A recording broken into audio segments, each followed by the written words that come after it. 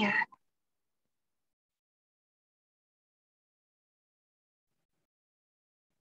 Oke, jadi sebelumnya perkenalin, nama aku Natania Augustin, atau kalian bisa panggil aku Nia.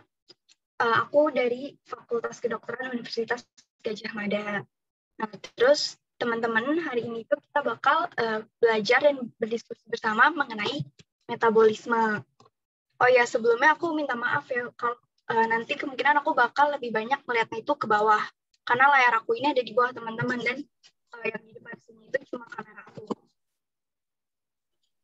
Oke, aku mulai. Jadi untuk teman-teman yang kelas 12 di sini udah pada masuk bab metabolisme atau belum ya? Udah, Kakak. Udah sampai. Oke, udah ya berarti. Kira-kira udah sampai mana nih? Apakah sampai enzim atau udah masuk katabolisme? Baru katabolisme, Kak. Katabolisme, Kak. Oke, berarti enzim udah selesai ya? Terus Udah. lagi proses Udah, belajar katabolisme. Oke. Nah, aku sekalian mau review deh nih. Mungkin teman-teman ada yang mau ngasih pendapat nggak? Metabolisme itu apa sih?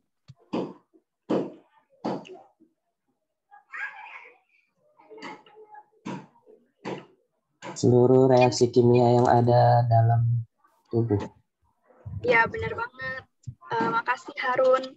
Oh ya, teman-teman, aku juga pengen ngasih tahu, mungkin nanti kalau misalnya ada yang mau nanya atau aku nanti kasih pertanyaan terus teman-teman mau jawab, boleh di on mic aja ya. Soalnya aku agak kesulitan ini buka kolom chatnya. Oke. Lanjut. Jadi benar banget apa kata Harun tadi, metabolisme ini adalah salah satu hal yang paling krusial di dalam kehidupan makhluk hidup, dan dia itu juga merupakan salah satu ciri makhluk hidup. Nah, metabolisme itu apa sih? Metabolisme ini merupakan semua reaksi-reaksi kimia yang terjadi di dalam tubuh makhluk hidup. Nah, berdasarkan tujuannya, metabolisme ini tuh dibagi menjadi dua. Yang pertama ada katabolisme, lalu yang kedua ada anabolisme. Oke, pertama aku akan memberikan overview tentang katabolisme terlebih dahulu ya. Nah, jadi katabolisme ini adalah reaksi penguraian atau perombakan. Nah, cara ngingetnya gini teman-teman. Kan katabolisme nih.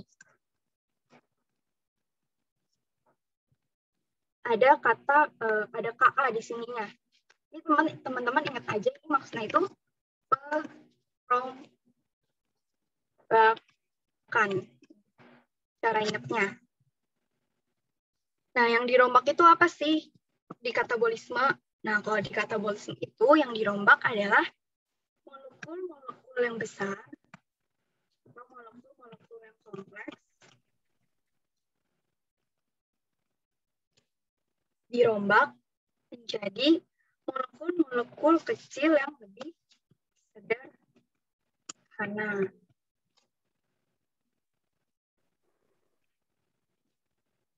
Sampai sini ada pertanyaan nggak, teman-teman? Enggak, Kak. Oke, jelas ya, aku lanjut nih. Nah, terus ciri yang kedua dari katabolisme itu, dia adalah reaksi yang eksergonik. Di sini ada kata X. Jadi artinya ini adalah exit atau keluar. Atau ya bisa diistilahkan juga sebagai yang dihasilkan. Nah, yang keluar atau yang dihasilkan itu apa sih? Nih, yang keluar atau yang dihasilkan itu adalah energi. Nah, energi yang dihasilkan ini nanti akan dibawa dalam bentuk ATP atau adenosine trifosfat.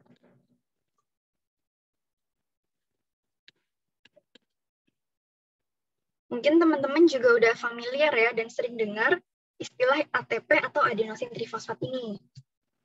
Oke, jadi energi yang berada di ATP ini itu adalah energi yang dapat langsung dimanfaatkan oleh tubuh kita untuk melakukan aktivitas sehari-hari. Contohnya saat kita berlari, terus belajar, dan lain-lain. Nah, untuk hari ini, katabolisme yang akan kita pelajari ini adalah katabolisme karbohidrat.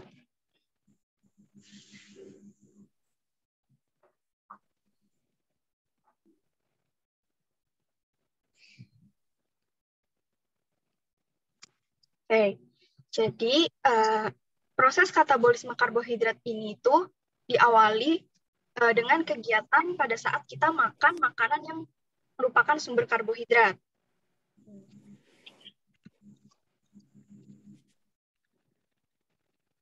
Mungkin teman-teman ada yang mau ngasih contoh makanan yang merupakan sumber karbohidrat, yang merupakan makanan pokok seluruh orang Indonesia juga nih. Apa tuh? Nasi. Nasi ya. Nah, nasi ini akan masuk ke dalam sistem pencernaan kita dalam bentuk karbohidrat yang kompleks. Namanya itu amilum, atau dia itu merupakan tadi ya senyawa karbohidrat kompleks yang biasanya disebut polisakarida.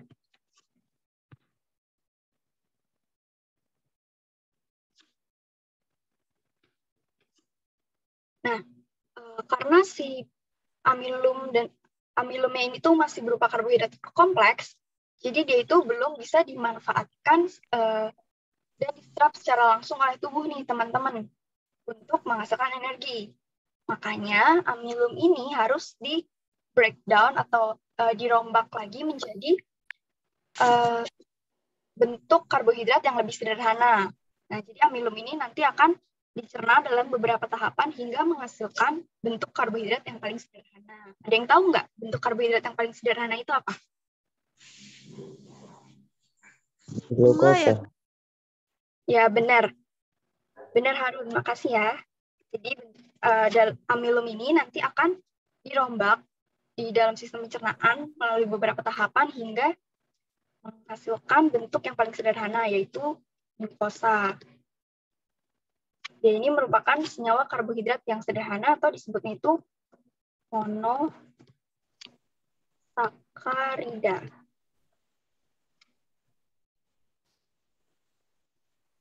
Nah, sampai sini jelas nggak teman-teman? Atau ada yang mau ditanyain nggak?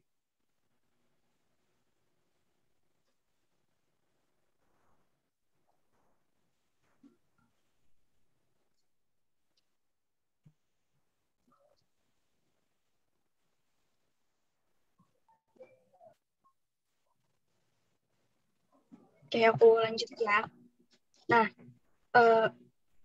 untuk menghasilkan ATP yang berguna bagi tubuh kita untuk melakukan aktivitas, glukosa ini harus dikatabolisme lagi nih teman-teman menjadi senyawa yang lebih sederhana lagi dalam proses yang namanya itu adalah respirasi seluler.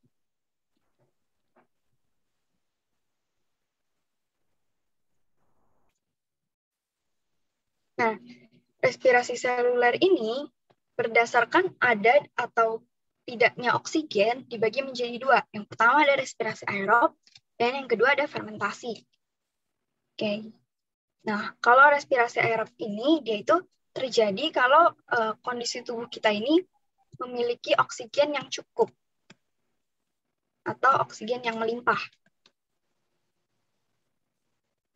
Nah, kalau misalnya oksigennya itu kurang mencukupi, maka akan masuk ke proses fermentasi.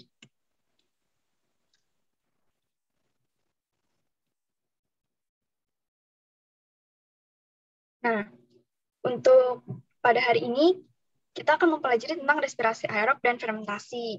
Nah, secara singkat, respirasi aerob itu memiliki 4 tahapan, teman-teman. Yang pertama ada glikolisis namanya. Dan yang kedua ada namanya tahapan dekarboksilasi oksidatif atau disingkat itu DO. Lalu tahapan yang ketiga adalah siklus Krebs.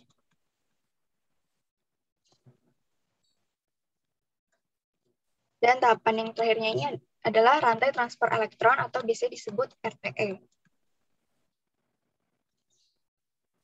Okay. Kalau untuk fermentasi yang akan kita pelajari hari ini itu ada fermentasi alkohol dan fermentasi asam laktat.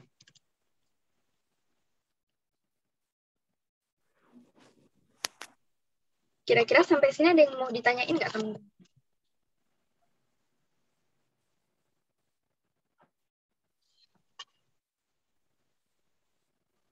Belum, Kak. Oke. Segitu dulu overview tentang katabolismenya. Nah, sekarang kita akan masuk ke sekilas tentang anabolisme.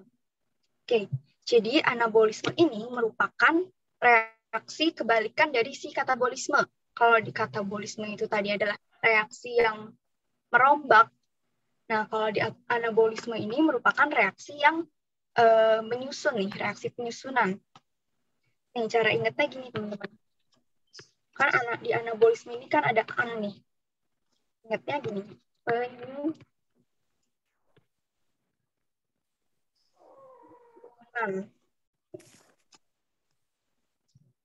Nah, kalau di anabolisme ini yang disusun adalah molekul-molekul kecil atau molekul sederhana disusun menjadi molekul-molekul besar yang lebih kompleks.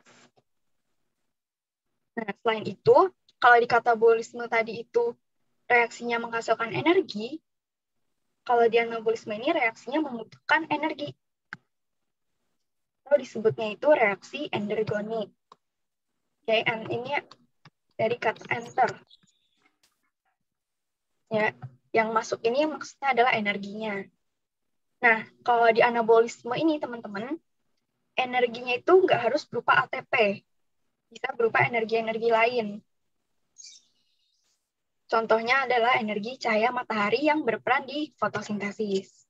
Kira-kira sampai sini paham nggak, teman-teman?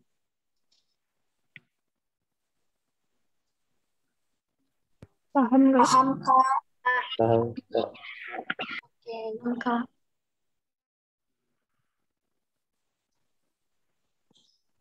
Nah, reaksi anabolisme ini ada dua. Yang pertama adalah contoh dari reaksi anabolisme ini ada dua. Kalau untuk di bab metabolisme yang dipelajari, yang pertama itu ada fotosintesis dan yang kedua ada kemosintesis. Tapi mungkin kalau di kemosintesis untuk sesi kali ini kita nggak akan bahas lebih dalam karena ntar materinya karena waktunya dapat nggak cukup. Dan kalau yang fotosintesis ini lebih sering dibahas juga di sekolah-sekolah. Kalau kemosintesis ini sifatnya cuma kayak materi tambahan aja. Jadi fotosintesis ini adalah proses menghasilkan zat makanan berupa glukosa oleh tumbuhan hijau yang mengandung klorofil dengan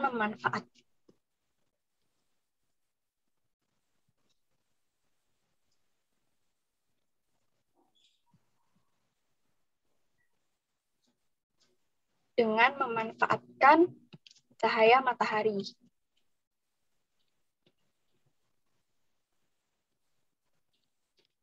Nih, foto ini artinya adalah cahaya dan sintesis ini artinya adalah kayak pembuatan atau penyusunan gitu. Nah, kalau yang di kemosintesis, ini di sini ada kata kemo, artinya adalah kimia, dan sintesis ini juga artinya adalah pembentukan. Nah, jadi kemosintesis ini tuh merupakan reaksi pembentukan reaksi pembentukan senyawa kompleks dengan memanfaatkan energi yang berasal dari reaksi-reaksi kimia. Nah, kurang lebih overview-nya kayak gitu, teman-teman. Apakah ada yang mau ditanyakan?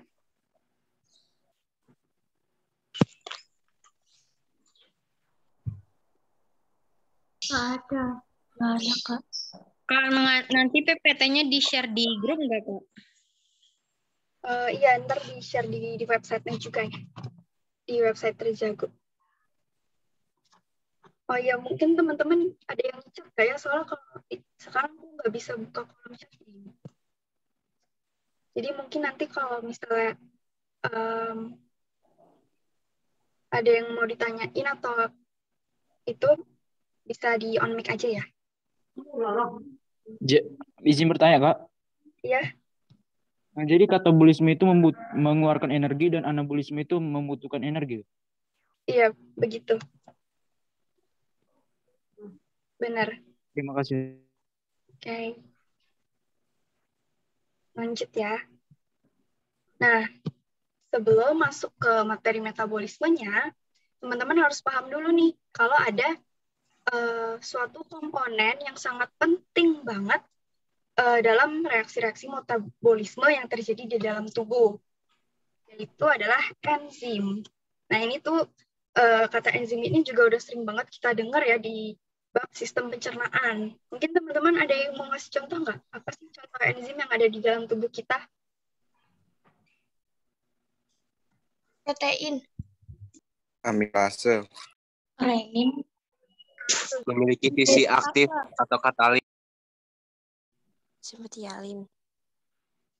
Hialin.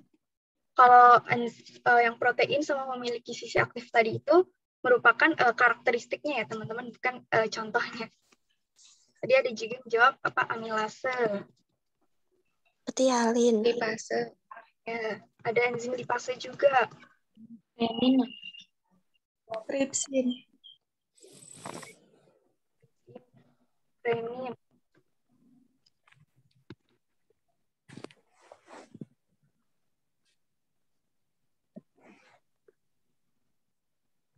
Oke, nah, jadi enzim ini emang udah sering banget kita pelajari ya teman-teman, dan udah familiar juga, dan dia ini juga sangat berperan dalam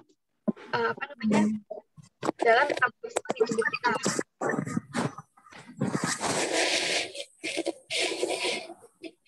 Maaf, boleh di-unmute dulu.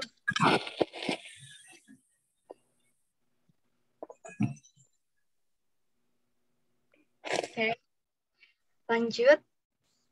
Nah, jadi enzim itu sebenarnya apa sih? Oke, jadi enzim ini adalah senyawa protein yang diproduksi oleh sel-sel makhluk hidup.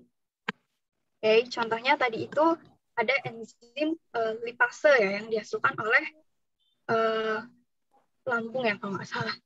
Enzim lipase, terus ada juga enzim petialin yang dihasilkan di mulut kita. Dan dia itu fungsi utamanya itu untuk sebagai biokatalisator atau sebagai katalis dalam reaksi metabolisme.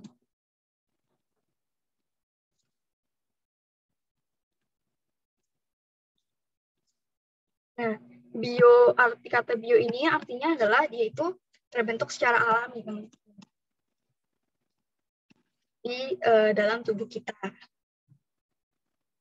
Oke, jadi ini ada beberapa karakteristik enzim yang penting dan sering ditanyain.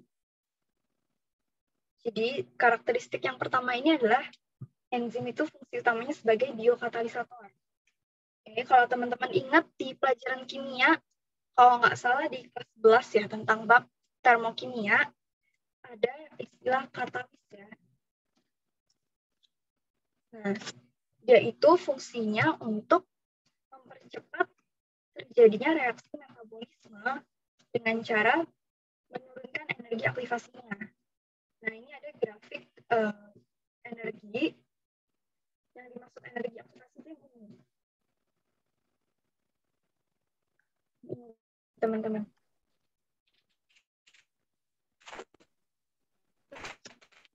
Kalau dia itu nggak pakai katalis atau nggak pakai enzim, energi aktivasi yang dibutuhkan itu sangat tinggi. Oke. Jadinya waktu yang dibutuhkan untuk mengumpulkan energi tersebut juga jadi lebih lama. Nah, sedangkan kalau misalnya pakai enzim atau pakai katalis, energi aktivasi yang dibutuhkan itu lebih sedikit, teman-teman. Jadinya waktu pengumpulan energi itu bisa lebih singkat dan reaksi bisa terjadi lebih cepat. Nah, sekian untuk yang karakteristik biokatalisator ini. Apakah ada pertanyaan, teman-teman?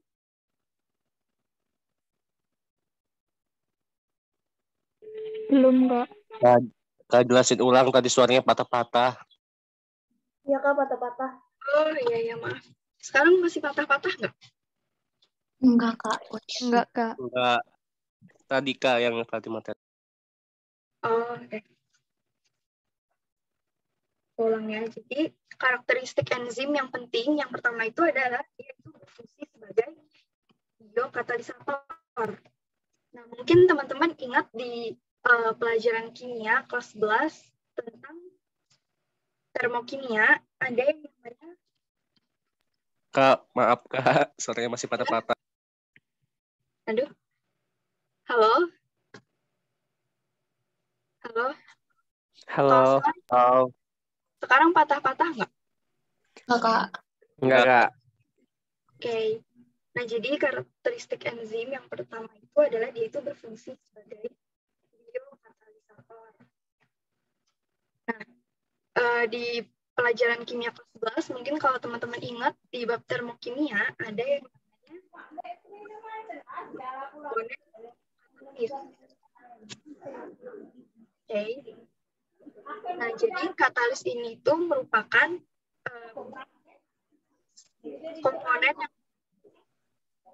komponen yang berperan di dalam reaksi kimia, contohnya itu metabolisme, dengan dan itu berperan untuk mempercepat terjadinya reaksi dengan cara menurunkan energi aktivasi.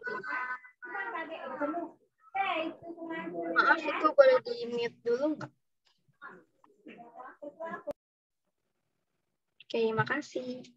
Nah, di sini ada grafik energi nih, teman-teman. Nah, yang dinamakan energi aktivasi itu yang mana? Energi aktivasi itu yang ini. Nah, kalau reaksi itu berjalan tanpa enzim atau tanpa katalis, energi aktivasi yang dibutuhkan itu sangat tinggi. Sehingga waktu yang dibutuhkan untuk mengumpulkan energinya itu juga bakal lebih lama kan, jadinya laju reaksinya itu jadi bakal lebih lama.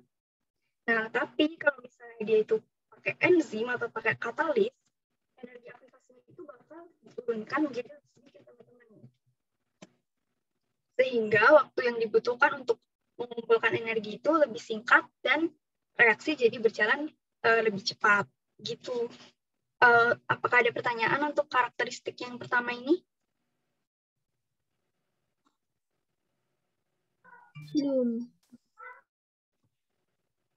Oke. Lanjut ya ke karakteristik enzim yang nomor 2, yaitu adalah enzim bekerja secara spesifik. Nah, jadi enzim ini hanya dapat berikatan dengan jenis substrat yang sesuai. Contohnya nih, misalnya enzim lipase, teman-teman. Ada yang tahu nggak fungsi enzim lipase itu buat apa? Lemak ke gliserol. Ya, benar banget. Enzim lipase itu tadi kan fungsinya untuk memecah lemak menjadi asam lemak dan gliserol. Nah, jadi enzim lipase ini hanya dapat berikatan dengan senyawa lemak atau lipid. Jadi dia itu nggak bisa berikatan dengan senyawa-senyawa lainnya, misalnya kayak amilum, itu dia dia nggak bisa berikatan. Dengan protein tuh dia nggak bisa berikatan. Apakah jelas teman-teman untuk yang karakteristik kedua ini? Jelas, Kak. Jelas, Kak. Jelas. Jelas, Kak.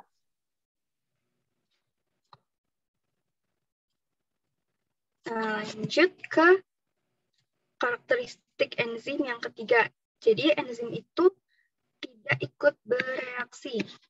Dia ini tuh hanya sebagai pemberi fasilitas bagi si substrat. Substrat itu maksudnya reaktan ya teman-teman, atau kayak yang nanti akan berikatan dengan si enzimnya. Ini namanya substrat. Dia itu nggak ikut bereaksi dan hanya sebagai pemberi fasilitas yang menyebabkan reaksi itu berjalan menjadi lebih cepat. Nah, jadi kita bisa lihat nih teman-teman, dari sebelum reaksi sampai sesudah reaksi, sampai udah terbentuk produk, bentuk dan ukuran enzim itu masih sama aja. Jadi nggak ada bagian enzim yang ditambahkan ke dalam si komposisi substratnya. Karakteristik ketiga ini ada pertanyaan nggak teman-teman?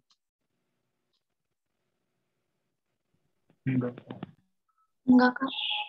Oke. Lanjut ke karakteristik yang nomor 4. Ini juga karakteristik yang sering banget ditanyain ya. Jadi enzim itu merupakan senyawa yang termolabil. Termo artinya itu adalah suhu atau temperatur. Dan labil artinya dia itu gampang berubah gitu. Mudah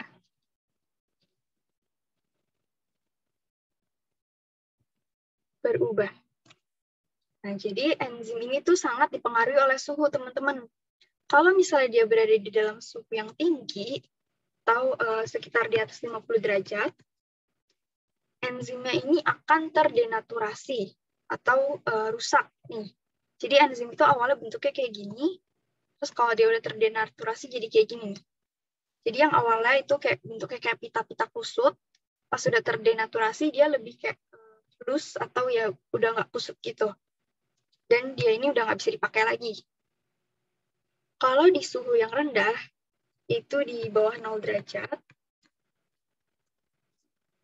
enzimnya ini akan mengalami inaktivasi atau tidak aktif. Jadi enzim ini tidak bisa digunakan, tetapi kalau misalnya enzim ini dibawa ke suhu yang normal, yaitu di suhu 30 derajat, enzimnya ini jadi bisa bekerja.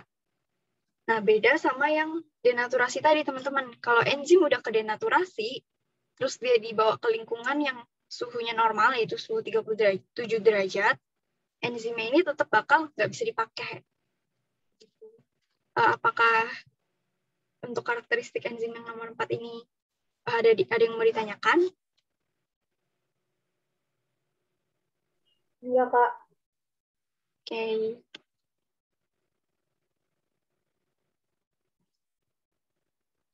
Nah, lanjut ke karakteristik enzim berikutnya, yaitu adalah dia bisa bekerja secara reversibel atau bolak-balik.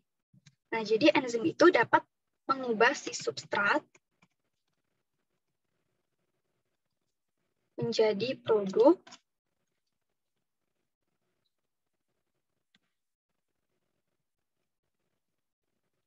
atau mengubah produk menjadi substrat. Nih, contohnya enzim amilase ini dapat mengubah amilo menjadi maltosa atau mengubah maltosa menjadi amilum.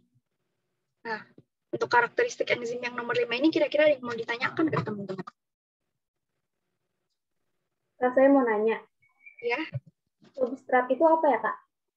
Substrat itu ini kayak dari dalam reaksi kimia itu dia disebutnya reaktan. Jadi dia itu adalah komponen yang nanti akan berikatan dengan si enzim, lalu akan terjadi reaksi dan menghasilkan produk. Substratnya. Oh, terima kasih, Kak. Ya. Nah, oke, kita langsung bahas ke, yang nomor 5 ini tadi ada yang mau ditanyakan nggak? Karakteristik nomor 5. Tidak, Kak. Oke. Kita langsung bahas ke contoh contohnya ya. Oke, Jadi pernyataan yang benar tentang enzim. Yang mana ini teman-teman jawabannya?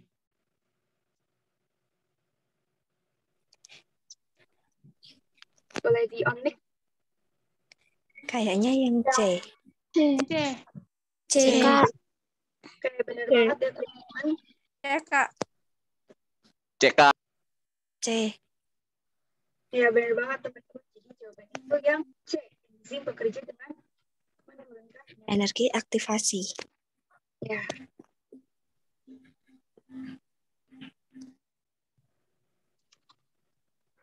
Kalau pilihan yang A itu salahnya di mana? Karena kalau enzim itu menurutku, Kak, enzim merupakan reaksi dalam reaksi. Ya benar. Tidak masuk dalam karakteristik enzim atau gimana? Ya benar. Jadi kalau yang pilihan A ini dia salah karena enzim itu kan nggak ikut bereaksi, jadi dia bukan reaktan.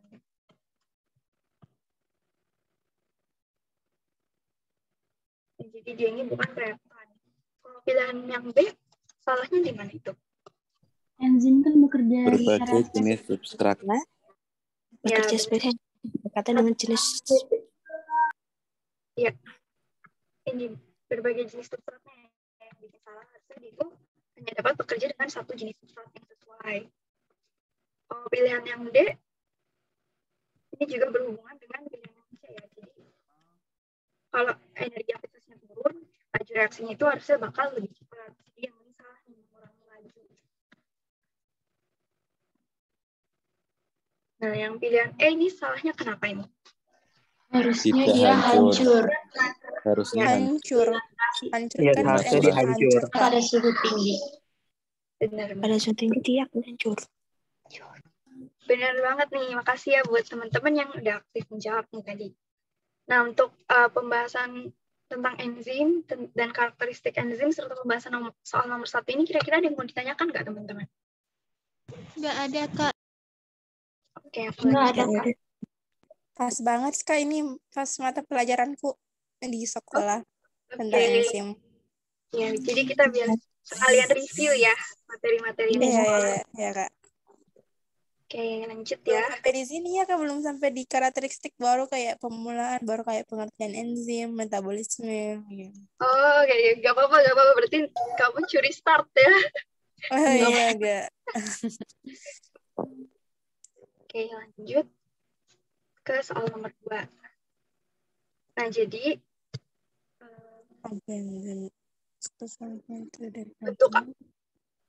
bentuk asli enzim itu sebenarnya tuh kayak gini, teman-teman. Dia tuh kayak apa ya? Aslinya itu bentuknya itu kayak gini. Semua bentuk senyawa protein itu aslinya kayak gini. Tapi kalau di enzim ini bentuknya ini udah kayak di pitanya itu kan pitanya banyak dan udah kayak dibentuk sedemikian rupa deh hingga bentuknya aslinya itu kayak gini. Nah, ini tuh substratnya nanti menempel di sisi aktifnya ini. Oke, nah tapi agar kita lebih mudah mempelajarinya, maka ada ilustrasi nih bentuk enzimnya kayak gini. Oke.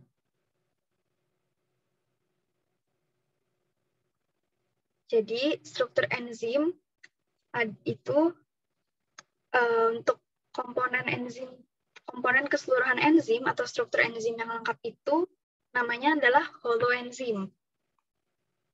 Oke. Nah, enzim dikatakan lengkap itu kalau dia punya senyawa protein dan juga senyawa non-protein. Nah, senyawa protein ini namanya adalah apoenzim, dan senyawa yang non-proteinnya ini namanya adalah gugus prostetik. Kemudian, dari senyawa non-protein ini juga ada yang berupa ion-ion anorganik, contohnya kayak natrium, kalium, kalsium, dan lain-lain. Itu namanya disebut kofaktor. Nah, ada juga gugus prostetik yang berupa senyawa-senyawa organik. Contohnya itu kayak vitamin. Namanya itu adalah koenzim. Nah, teman-teman sebenarnya kalau aku lihat di beberapa sumber ini tuh ada yang nyebutnya beda-beda ya. Antara ini tuh suka ditukar gitu penyebutannya. Cuma kalau yang dari dulu aku pelajarin, kalau gugus non prostetik gugus non protein itu namanya adalah gugus prostetik. Nah, baru yang ion-ion anorganik ini namanya adalah kofaktor. Tuh.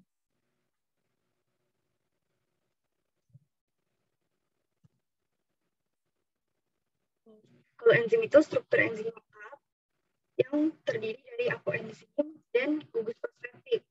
Nah, gugus prostetik ini tadi itu terbagi ada yang berupa ion-ion anorganik, yaitu kofaktor, dan ada juga yang merupakan senyawa organik atau koenzim.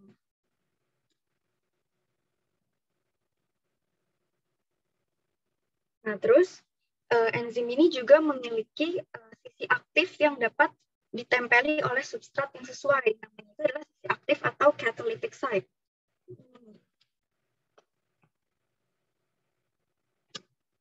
Nah, sisi enzim selain dari sisi aktif itu, yang sisi yang ininya, itu disebut sisi allosterik.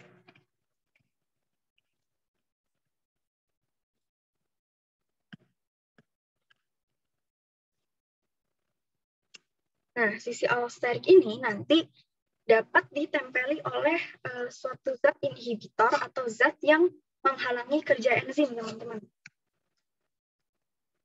Nah, lebih tepatnya itu adalah inhibitor yang non-kompetitif. Nah, inhibitor yang non-kompetitif nanti akan menempel di sisi allosterik enzim dan akan mengubah bentuk sisi aktifnya, sehingga dia tidak dapat berikatan dengan substrat. Nah, kira-kira ada yang mau ditanyain nggak nih teman-teman tentang struktur enzim?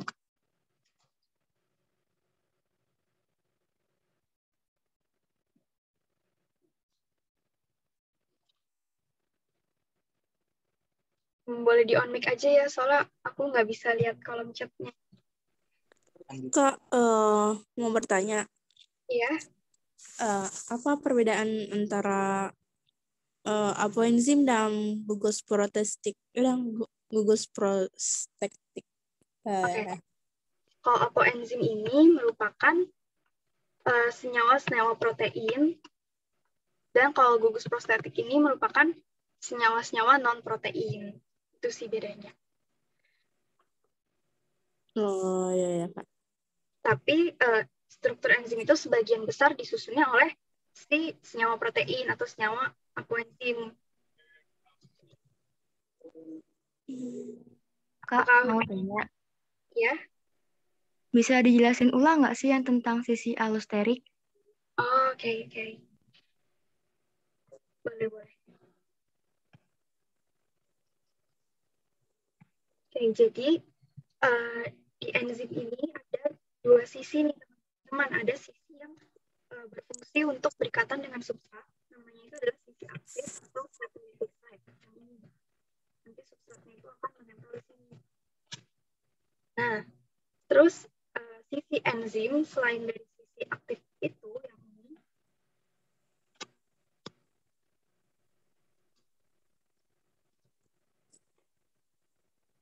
ya, yaitu disebutnya sisi allosterik. Suara kakak putus-putus, Kak. Halo? Kak. Halo? Sekarang masih putus-putus nggak? Enggak. Ini enggak, Kak. Enggak, Kak. Sekarang udah. Pas jelasin putus-putus, Kak. Pas jelasin awal putus-putus. Oke, aku ulang deh ya.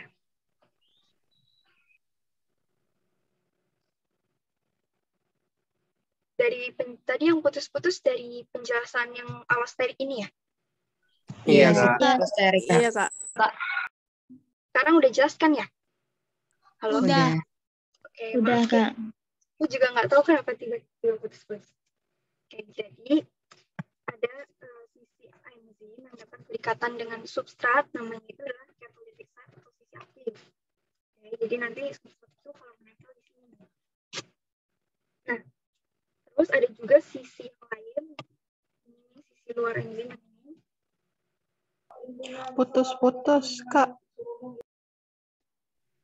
Iya, Kak, putus-putus. Kenapa bisa? Halo? Why? Halo? Kalau coret-coret tuh putus-putus, Kak. Iya, pas coret. Pas ngejelasin putus-putus. Iya. Sekarang putus-putus nggak? Enggak, kalau suaranya, kalau ngomongnya pendek nggak putus-putus. Kalau ngejelasin panjang putus-putus. Iya, pas gambar putus-putus, Kak. Apa? Soalnya kalau ini kayaknya wifi aku masih benar-benar. Jadi coba aku ulang lagi ya. Pelan-pelan deh. Maaf ya, Kak, jangan repotin. Kalau yang sisi aktif tadi ini udah jelas belum? Belum, Kak. Oh, putus-putus juga ya, ya udah. Oke, jadi di enzim ini ada yang namanya sisi yang dapat berikatan dengan substrat. Nah, tadi itu putus-putus nggak teman-teman? Putus Kak, kayaknya pas Putus, ini Kak. deh, pas kakaknya maju mundur gitu putus-putus. Iya, pas bagian awalnya itu. Nia, kamu mungkin deketin aja ke mic suara mulutnya. Oke. Jadi agak besar suaranya. Mic aku di ini sih di layar aku ini, di laptopnya. Halo, sekarang masih putus-putus nggak? Di situ kakak normal suaranya. Kak. Oke. Jadi aku coba jelasin ulang ya. Sekarang udah benar kan ya suaranya? Udah. Oke. Jadi di enzim ini ada sisi yang dapat berikatan dengan substrat. Oke, yang ini. Namanya adalah sisi aktif atau catalytic site. Nah, tadi itu putus-putus nggak teman-teman suaraku? Bagus, Kak. Udah bagus. Kak. Berarti memang harus jelasnya harus pelan-pelan, Kak. Iya, mantap. Iya, Kak. Nah, substratnya ini menempel di sini. Oke. Nah, selain dari sisi aktif, ada juga sisi yang lain nih. Yang ini. Itu namanya adalah sisi allosterik.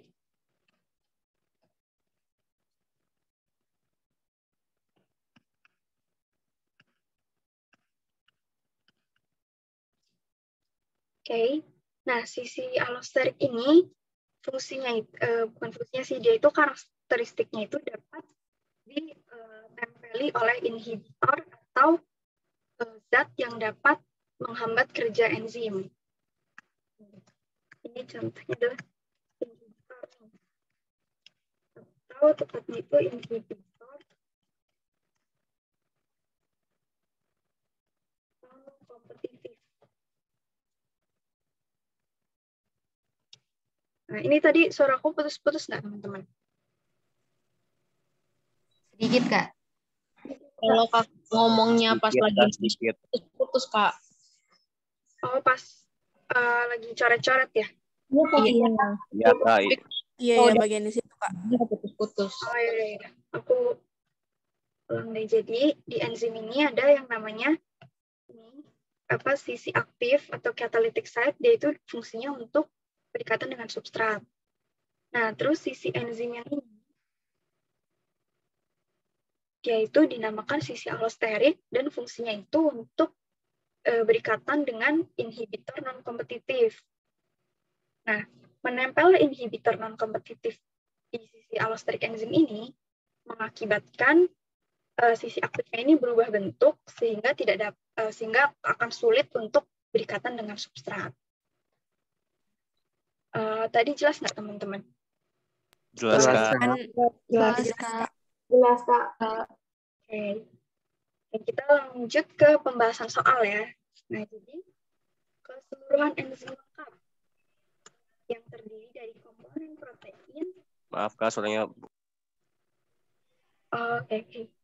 Keseluruhan enzim lengkap yang terdiri dari komponen protein dan komponen non-protein disebut jawabannya apa ini teman-teman? Oleh enzim. Koenzim. Ya benar ya jawabannya koenzim. Wow deh, oleh enzim. Oke, lanjut. Kita masuk ke metabolisme. Nah, pertama-tama aku pengen jelasin tentang respirasi aerob dulu ya, teman-teman. Jadi respirasi aerob ini tadi aku bilang adalah katabolisme glukosa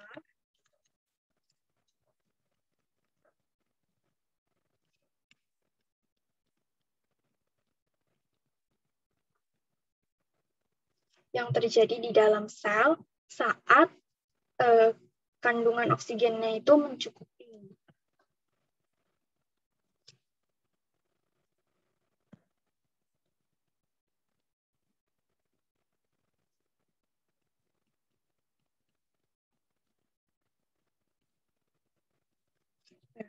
Karena respirasi aerob ini juga merupakan reaksi metabolisme, nah, dan dia itu juga merupakan reaksi kimia, maka dia itu punya persamaan reaksi, teman-teman.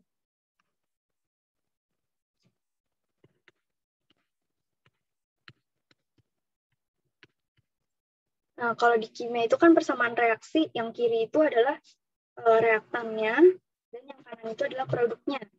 Nah, kira-kira untuk di respirasi aerob ini, yang menjadi reaktan atau bahannya itu apa nih, teman-teman? Krunya udah aku tulis di sini. C6H12. Ya, benar. CO2. C6H12. O6. Glukosa. Sama apa lagi? Oksigen. O2 sama oksigen. Ini kemudian akan membentuk suatu reaksi yang menghasilkan produk berupa karbon dioksida dan molekul air.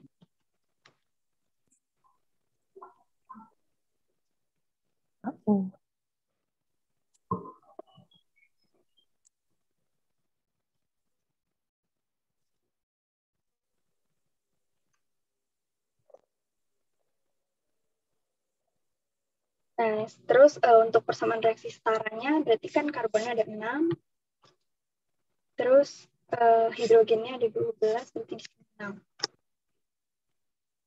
Lalu oksigennya ini udah setara belum? Nah, ini udah adalah persamaan reaksi setara dari respirasi air. 38 ATP. Halo, kenapa? Ada putus tadi.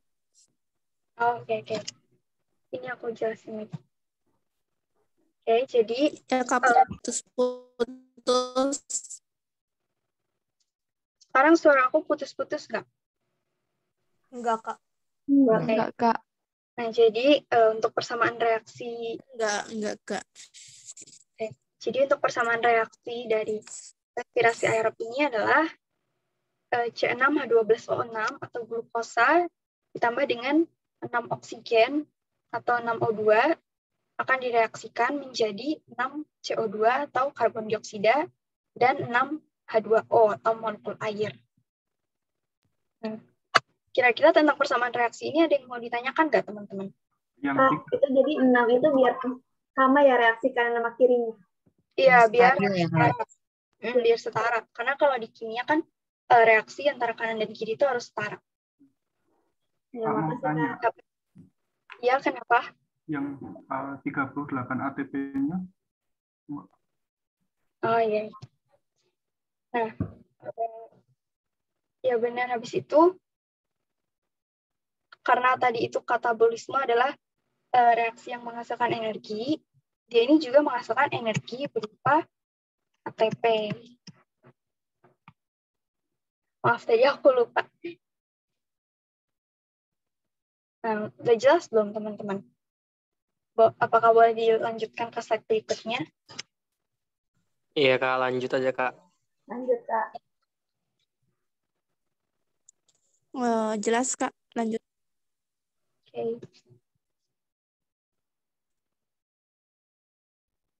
Oke, jadi untuk respirasi aerob ini tadi kan ada 4 tahapan ya. Aku udah bilang di awal, yang pertama itu ada glikolisis, yang kedua ada dekarboksilasi oksidatif, yang ketiga ada siklus Krebs, dan yang keempat itu adalah rantai transport elektron.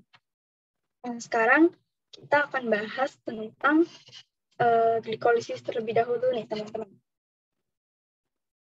Oke, jadi glikolisis. Gliko ini merujuk kepada glukosa, dan lisis ini merujuk kepada proses pemecahan.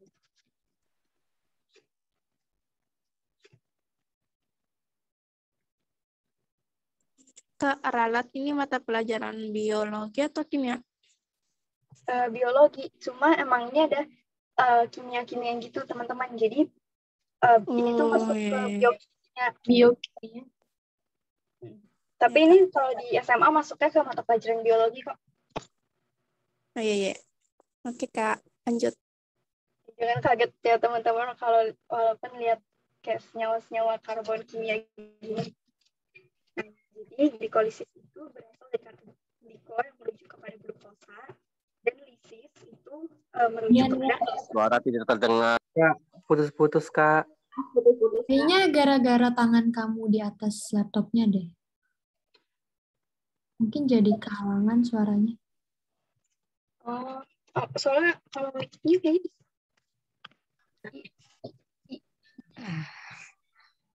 halo?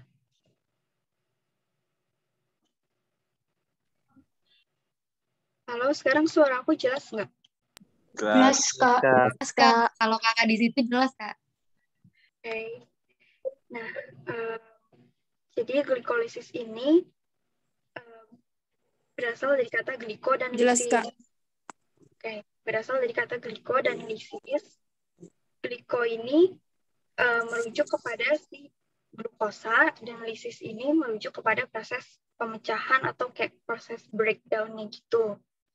Nah, jadi glikolisis ini merupakan nanti adalah proses pemecahan glukosa. Nah, tempat terjadinya itu di sitoplasma. Oke. Dan glikolisis ini dapat terjadi jika kondisinya itu aerob maupun anaerob. Jadi, walaupun oksigennya itu mencukupi maupun nggak mencukupi, glikolisis ini tetap bisa terjadi. Jadi nanti di fermentasi itu, halo? Suaraku putus-putus lagi nggak? Sedikit. Lumayan, Kak. Iya, Kak. Lumayan, Bang. Oke. Jadi glikolisis. Sekarang putus-putus nggak? Enggak, Kak. Enggak. Oke. Jadi glikolisis ini dapat terjadi pada kondisi aerob maupun pada kondisi anaerob. Ya. Kondisi aerob itu artinya adalah kondisi cukup oksigen, dan kondisi anaerob itu adalah kondisi yang kekurangan oksigen. Nah, jadi dalam fermentasi nanti di mana oksigen itu kurang mencukupi, tetap bakal ada proses glikolisis. Nah, sekarang kita lanjut bahas ke prosesnya ya.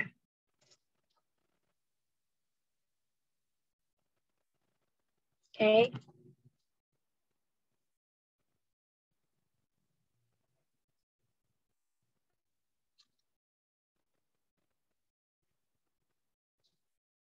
Jadi proses glikolisis ini diawali dengan pada saat glukosa sampai di kan tadi kan dari amilum, kalau teman-teman masih ingat di awal, dari amilum itu kan udah dipecah menjadi glukosa ya teman-teman.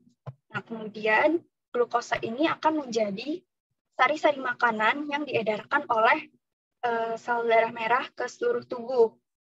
Nah, setelah itu glukosa ini akan diserap ke dalam sel dan mengalami glikolisis, tepatnya itu di sitoplasma.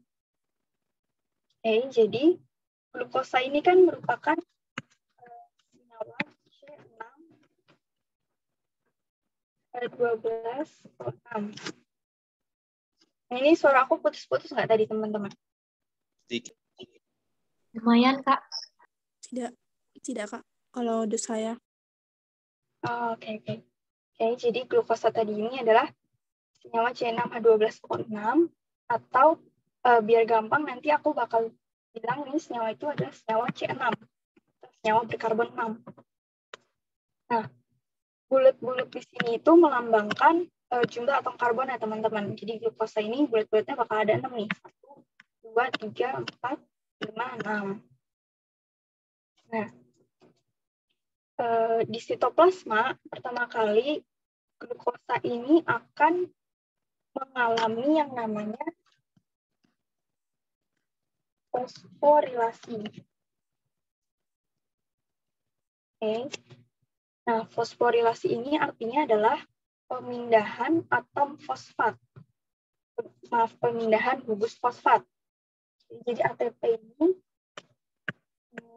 atau adenosin trifosfat ini memiliki 3 gugus fosfat, teman-teman. Nah, kemudian satu gugus fosfatnya ini akan diambil oleh si glukosa dan diikatkan di atom karbon nomor 6 sehingga menjadi glukosa 6-fosfat. Nah, enzim yang berperan dalam tahap fosforilasi ini adalah enzim heksokinase. Oke, nah hekso ini mengacu kepada senyawa C6 tadi atau glukosa, dan kinase ini merupakan enzim yang berfungsi untuk memindahkan gugus fosfat. Nah, sehingga membentuk glukosa 6-fosfat. Oke, mungkin kalau teman-teman ingat di pelajaran hidrokarbon, penamaannya itu yang kata pertamanya adalah rantai utamanya, ini rantai utamanya, dan kata keduanya ini adalah gugusnya, gugus fosfat. Sedangkan angka ini menunjukkan nomor atom karbon yang ditempeli oleh gugusnya. Nah, jadi glukosa 6-fosfat ini artinya adalah glukosa yang pada atom karbon nomor 6-nya ini ditempeli oleh fosfat. Fosfatnya ini yang bulatan kuning, teman-teman. Untuk tahap fosforilasi ini udah jelas belum, teman-teman? Jelas, Kak. Oke, lanjut ya. Jelas, Kak. Tanya, Kak. Iya. Untuk fosfatnya itu menempelnya satu aja, Kak? Iya. Jadi ATP tadi itu kan memiliki 3 gugus fosfat. Ya. Nah, si glukosa ini akan mengambil satu gugus fosfatnya. Sehingga gugus fosfat yang tersisa di ATP tadi itu tinggal 2. Karena tinggal 2 fosfatnya, namanya bukan adenosin trifosfat lagi. Tapi namanya itu jadi adenosin difosfat. Jadi gugus fosfatnya tinggal 2. Oke, Kak. Makasih banyak. Oke. Suara aku aman nggak, teman-teman? Aman. Jelas, Kak. Aman.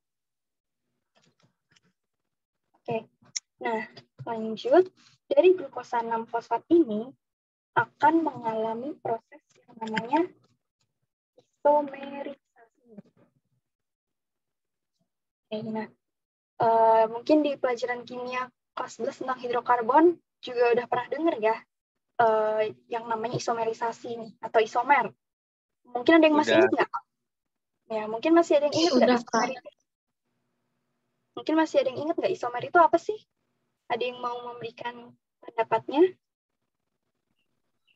Suatu molekul Berubah ke bentuk lain gitu loh, Kak. Nah, ya benar. Jadi isomer itu tuh contohnya adalah ini nih, glukosa dan fruktosa ini merupakan saling isomer. Merupakan pasangan isomer.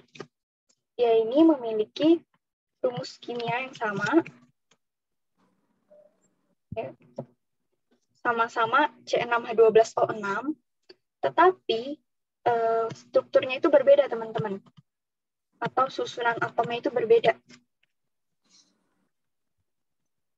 teman-teman bisa lihat nih, kalau glukosa itu bentuknya segi 6 atau heksagon, sedangkan kalau fruktosa ini bentuknya adalah segi 5 atau pentagon. Nah, sampai sini yang tentang isomernya kira-kira jelas nggak, teman-teman? Atau putus-putus nggak tadi aku? Jelas, Kak. Oke. Jelas, Kak. Kak, aku mau nanya. Ya.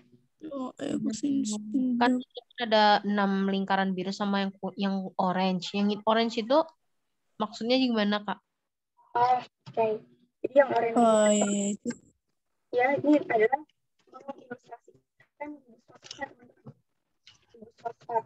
Jadi bentuknya itu kayak Kak, putus-putus suaranya. Kakak mendelap, Kak. Kak, suaranya. putus-putus. Oke. Jadi bulat-bulatnya ini melambangkan gugus fosfat, teman-teman. Jadi bentuknya itu kayak gini.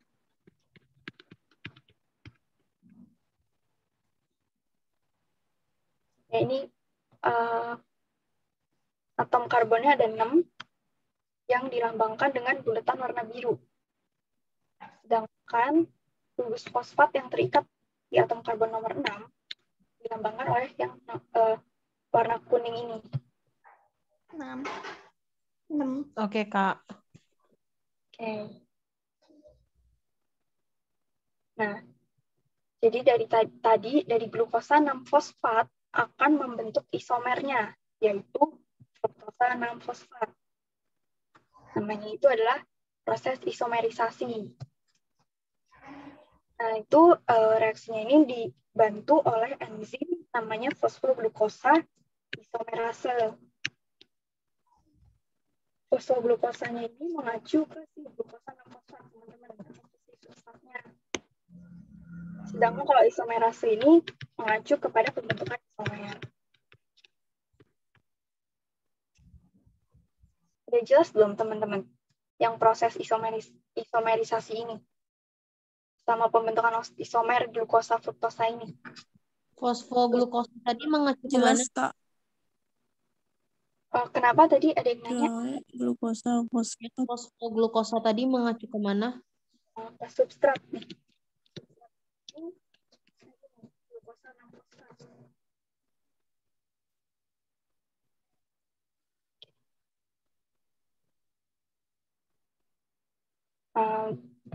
Apakah ada pertanyaan lagi di tahap isomerisasi ini? Kak mau tanya. Ya. Itu kan ketambahan 1 fosfat ya. Kenapa kok jadi fruktosa 6 fosfat? Kok enggak glukosa yang awalnya gitu? Gimana yang jadi dari glukosa 6 fosfat ke fruktosa 6 fosfat ini nggak ada penambahan fosfat lagi, teman-teman. Dia cuma berubah bentuk doang. Nah, kalau yang penambahan fosfat ini tadi adanya di awal. Gitu. Oh, gitu ya, Kak. Iya, jadi dari ya mungkin ini nature ya. Ini maksudnya itu bukan penambahan fosfat, teman-teman. Boleh dilanjut ke tahap berikutnya nggak? Lanjut, Kak. Lanjut, Kak. Nah, selanjutnya, fruktosa 6-fosfat ini tadi akan ketambahan gugus fosfat lagi nih, teman-teman.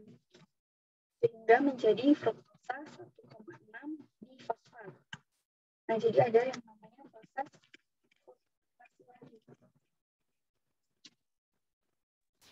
Maaf, suaranya hilang lagi.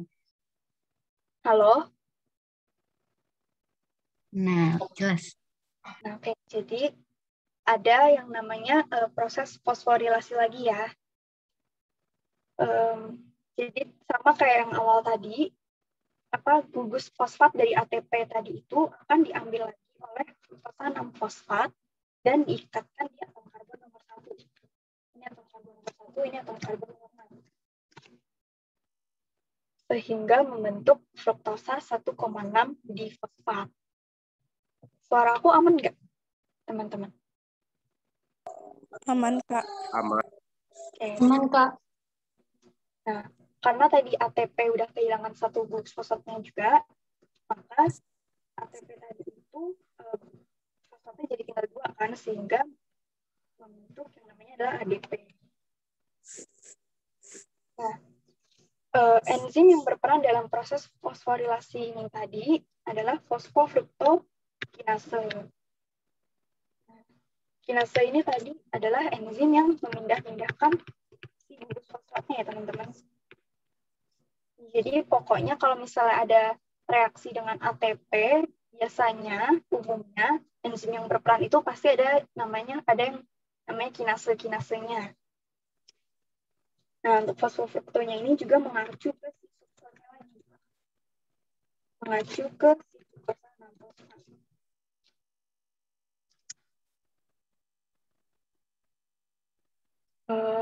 Untuk yang tahapan fosforilasi ini udah jelas belum teman-teman? Atau ada yang mau bertanya? Jelas, Kak. Kak, nanti PPTNI-nya yang udah dicoret-coret di Ya. lagi nggak? Iya. Oke. Makasih. Kak, boleh bertanya nih? Iya. Ini kan ada yang bundar birunya, ada bundar orange. Kan ini yang bundar biru ada yang 6, ada 6, ada 1. Itu maksudnya apa, Kak? Oh, ini kan bundar yang bulat-bulat biru ini tadi itu melambangkan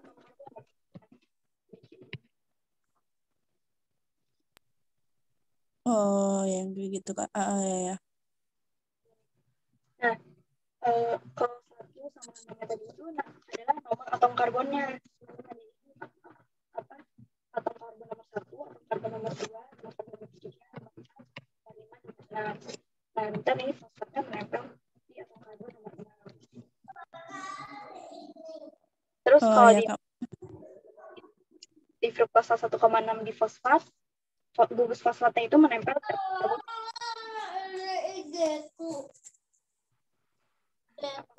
Udah jelas tadi ini deh yang bertanya? Iya, Kak. Iya, Kak, jelas. Biasanya kan, ini Kakak hitung dari mundur atau gimana? Bukan dari kayak 1, 2, 3, 4, 5, bukan Kakak dari 1, 2, 3, 4, 5. Sebenarnya ini cuma ilustrasi sih teman-teman. Jadi aku nyesuaiin sama gambarnya. Karena kan iya, aku nyesuaiin sama gambarnya aja. Oh ya, Kak, mengerti. Makasih, Kak. Oke. Nah, lanjut ke tahap berikutnya. Fruktosa. Maaf, boleh di-mute dulu. Aku mute ya, maaf.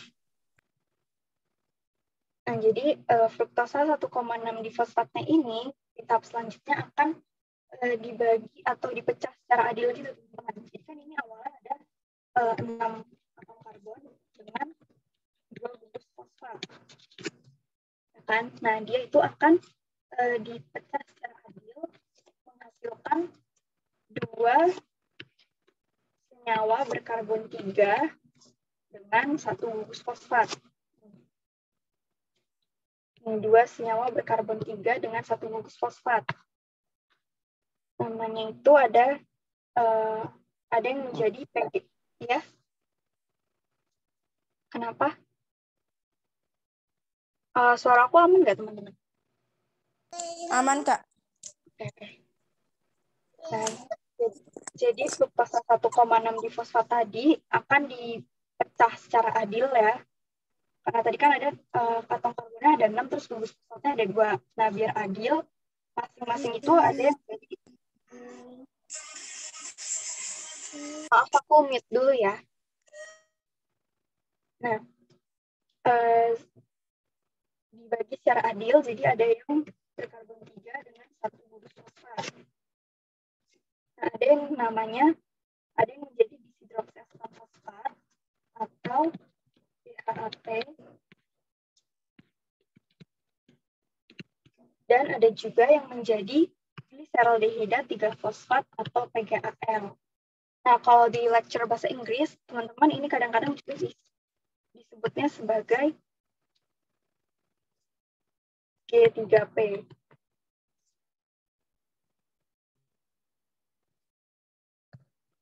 Oke.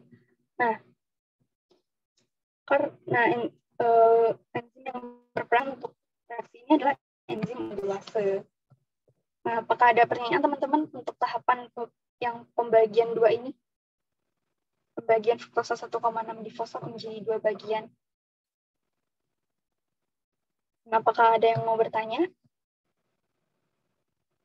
Boleh on mic ya. Karena aku nggak bisa baca chatnya tadi. Oke, aku lanjut ya. Nah, dihidroksiasetan fosfat ini akan diubah menjadi gliserol dihidroksifosfat, teman-teman. Oke, jadi dihidroksiasetan fosfat dan PGAL ini tuh saling berisomeri gitu. Saling berisomer.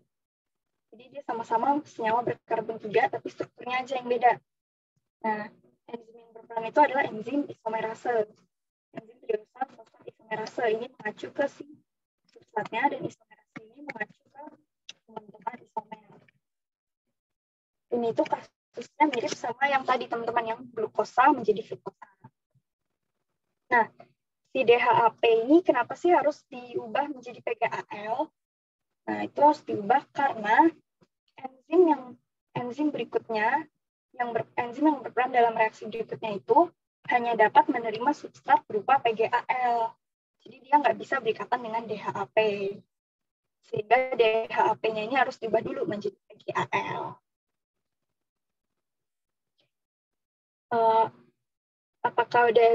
Apakah bisa dipahami, teman-teman, yang pembentukan isomernya ini? Atau ada yang mau bertanya? Tidak, Kak.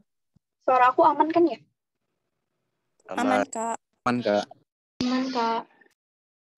Oke, kalau gitu lanjut. Nah, selanjutnya, jadinya kan bakal ada 2 senyawa PGAL ya, teman-teman.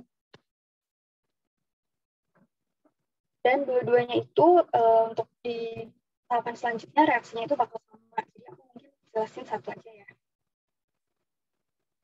Oke, jadi di senyawa PGAL ini, di tahap selanjutnya akan ada 2 proses. Yaitu ada proses redox dan proses fosforilasi.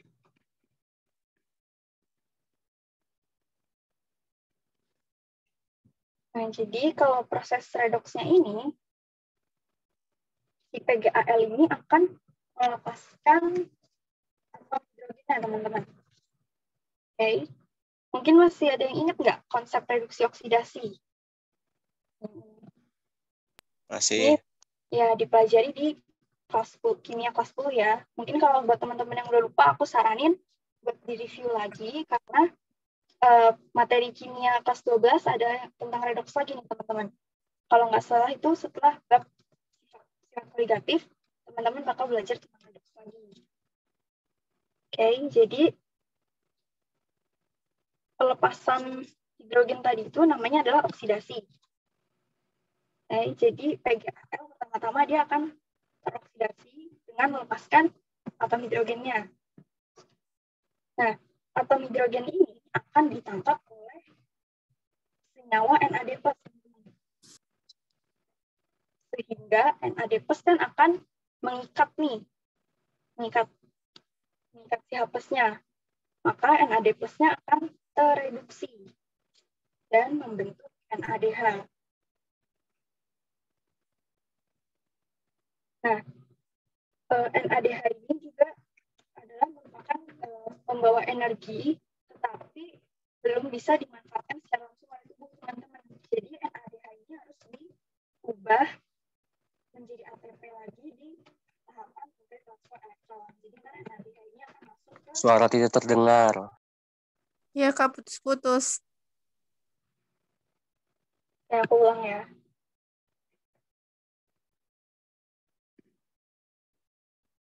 Oke, jadi PGAL ini pertama-tama dia akan melepaskan satu atom hidrogennya. Kalian aman nggak teman-teman suaraku? Aman. Kak. Akan melepaskan satu atom hidrogennya atau akan melakukan oksidasi. Nah, atom H plusnya ini akan ditangkap oleh NAD+. Sehingga NAD plusnya akan terreduksi. Oke. Nah, dengan terreduksinya NAD plus oleh si atom hidrogen akan membentuk yang namanya NADH. Nah, NADH ini adalah senyawa pembawa energi juga, tetapi dia itu energinya belum bisa dimanfaatkan secara langsung oleh tubuh nih. Jadi dia harus diubah dulu jadi ATP di dalam tahapan rantai transport elektron. Jadi ini NADH-nya akan menuju ke tahapan rantai transport elektron yang akan kita bahas nanti. Nah, sampai sini paham, jelas nggak teman-teman? Aku Kak tinggal sebentar dulu sholat ya Kak. Soalnya di sini waktu sholat. Oh iya. Nanti mungkin buat teman-teman yang ketinggalan mungkin kita bisa nonton di YouTube ya rekamannya. Oke, lanjut. Selain proses reduksi oksidasi, ada juga proses fosforilasi. Nah, tapi proses fosforilasi kali ini pemindahan gugus fosfatnya itu bukan berasal dari ATP, teman-teman. Tapi dari fosfat inorganik yang udah tersedia di sitoplasma. Jadi fosfat yang udah tersedia di sitoplasma itu akan diikat oleh si PGAL-nya di atom karbon nomor 1. Sehingga membentuk 1,3 difosfogliserat. Nah, enzim yang berperan itu adalah enzim gliseraldehida dehidrogenase. Nah, gliseraldehidanya ini mengacu ke si PGAL dan dehidrogenase ini akan mengacu ke proses redox. Jadi nanti kalau misalnya ada reaksi redox, umumnya enzim yang berperan adalah enzim dehidrogenase. Apakah udah ada yang mau bertanya teman-teman tentang tahapan yang ini? Masukin teh celup. Teh yang itu. Iya, yang mana? Oh, adakah yang mau bertanya? Bisa dijelasin lagi Kak yang 1,3 difosfogliserat. Oke. Kalau yang NADH tadi udah aman ya? Jadi setelah melakukan reaksi redox sehingga membentuk NADH, si gliseraldehida 3 fosfatnya ini tadi akan mengikat gugus fosfat lagi nih teman-teman. Tapi gugus fosfat yang diikat ini bukan berasal dari ATP kayak yang sebelumnya, kayak fosforilasis sebelumnya. Tapi gugus fosfatnya ini merupakan fosfat inorganik. Jadi bisa kalau di buku-buku ini ditulisnya PI. Nah, fosfat inorganik ini adalah fosfat yang udah tersedia di sananya di sitoplasma. Nah, jadi fosfat itu akan diikat oleh si PGAL di atom karbon nomor 1-nya. Sehingga terbentuklah 1,3 difosfogliserat. Jadi ntar gugus fosfatnya jadi ada 2, teman-teman. Apakah udah jelas yang 1,3 difosfogliseratnya ini? Sudah, Kak. Okay. Atau ada pertanyaan lain lagi nggak? Kak, itu ya? K3-nya dari mana ya? 1 sama 3-nya. Oh, ini nomor atom karbonnya. Jadi kan tadi kan di PGAL ini gugus fosfat terikat di atom karbon nomor 3 kan.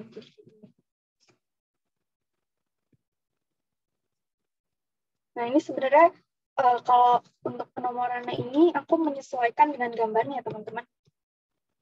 Jadi ini nomor 1, nomor 2, nomor 3 nih. Atom karbon nomor 3-nya ini ditempeli oleh gugus fosfat. Nah, di ini atom karbon nomor 1, nomor 2, nomor 3. Nah, terus yang 1,3 disfosfogliserat ini itu adalah hasil dari penambahan fosfat di atom karbon nomor 1. Oke, makasih Kak.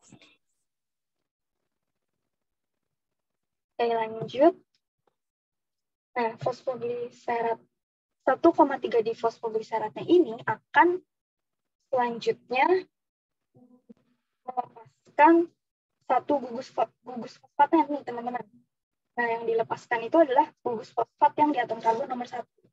Jadi ini itu dilepaskan. Nah, gugus fosfat yang dilepaskan ini akan ditangkap oleh adenosin trifosfat atau adenosin difosfat atau ADP. Nah, reaksi ADP yang mengikat satu gugus fosfat akan menghasilkan adenosin trifosfat atau ATP.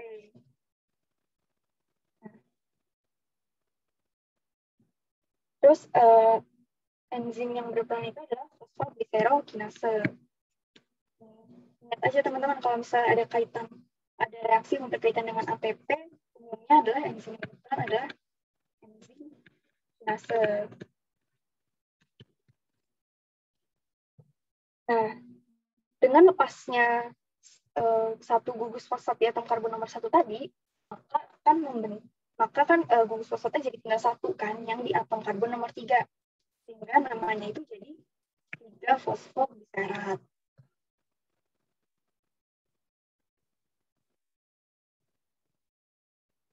Oke, sampai sini jelas nggak teman-teman? Suaraku aman kan nih dari tadi? Kak.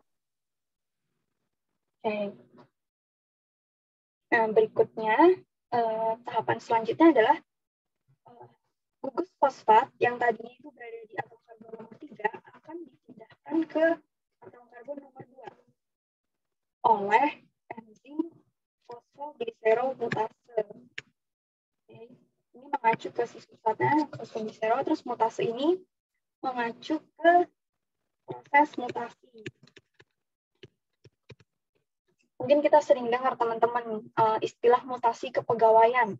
Itu artinya adalah pekerjaannya itu dipindahkan teman-teman. Misalnya awalnya bekerja di Jakarta, lalu dimutasi ke Solo. Contohnya seperti itu. Jadi mutasi ini adalah pemindahan.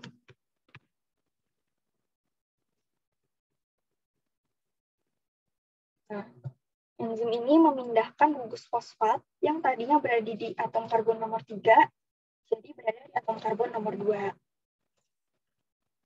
Sehingga menjadi senyawa 2-fosfogliserat. Apakah ada pertanyaan, teman-teman?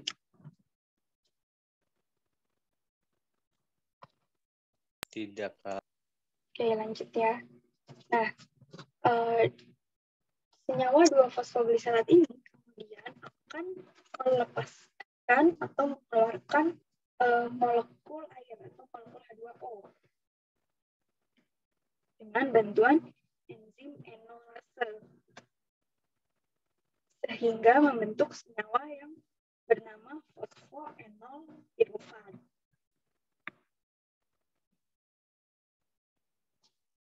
Nah, senyawa fosfoenol pirufat ini kemudian akan melepaskan gugus fosfatnya dan ditangkap oleh si ADP sehingga membentuk molekul yang namanya adalah tadi adenosin trifosfat atau ATP. Nah, ini juga dibantu dengan enzim kinase, lebih tepatnya adalah pirufat kinase. Nah, dengan lepasnya si gugus fosfat itu, maka terbentuklah hasil akhir dari glikolisis, teman-teman. Namanya adalah asam pirufat. Jadi asam pirufat ini adalah senyawa berkarbon 3 atau senyawa C3. Nah, tahapan glikolisis sudah selesai nih, teman-teman. Kira-kira ada yang mau ditanyain nggak?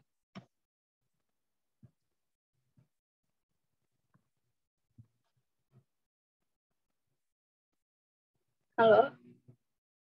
Suara aku? Oke. Oke, kita lanjut bahas ke produk akhirnya si glikolisis ya. Jadi produk akhirnya itu tentu saja pertama ada 2 molekul asam pirufat. Ada 2 molekul asam pirufat. Terus ada 2 molekul air dan 2 molekul NADH. Nah, kalau yang ATP ini yang dihasilkan itu kan ada 4 nih teman-teman. Ada 1, 2, 3, 4. Tapi kalau teman-teman ingat, di awal ini kita ada kayak memakai ATP, teman-teman. Nah, tapi ATP ini bukan dihasilkan dari tahapan glikolisis yang sekarang. Jadi kita itu kayak awalnya itu ngutang 2 ATP dulu, teman-teman. Ngutang 2 ATP, lalu setelah kita menghasilkan 4 ATP, baru deh kita bayar 2 ATP-nya tadi. Sehingga produk bersihnya itu hanya berupa 2 ATP. Oke. Kira-kira bisa dipahami nggak teman-teman? Atau ada yang mau ditanyakan nggak? Bisa. Paham nggak? Oke. Nah, untuk glikolisis ini dia juga dibagi menjadi 2 fase. Yang pertama adalah fase yang memerlukan energi. Dari tahapan pertama sampai tahapan yang ini adalah fase yang memerlukan energi berupa ATP, yaitu fase endergonik. Lalu dari tahapan ini sampai tahapan akhir itu adalah fase pembentukan energi atau fase eksergonik.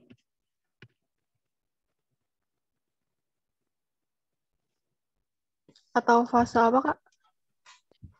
Yang endergonik tadi ini fase yang membutuhkan energi karena tadi kita pakai ATP.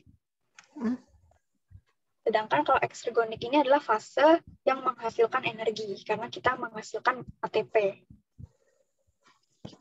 Oke. Nah lanjut ke pembahasan soalnya. Jadi jawaban yang benar yang mana nih teman-teman? Salah satu hasil akhir dari proses glikolisis. Yang B.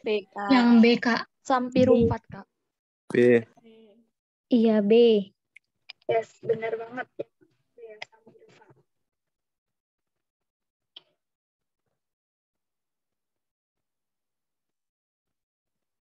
Oke, nah ini ada apa namanya? Ada penjelasan tentang tahapan glikolisis yang lebih detail lagi. Mungkin nanti teman-teman bisa pelajari di PPT-nya ya. Aku lanjut ke tahap yang kedua, yaitu adalah tahapan dekarboksilasi oksidatif. Nah, dia itu tempat terjadinya di matriks mitokondria. Jadi kalau teman-teman ingat, di bab sel, mitokondria ini kan adalah organel yang bermembran ganda ya teman-teman. Jadi dia memiliki membran luar. Suara aku aman kan ya? Halo? Aman, Kak. Aman nggak?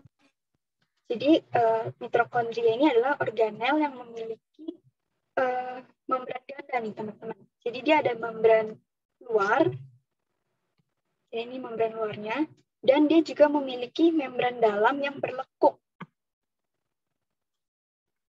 Namanya krista.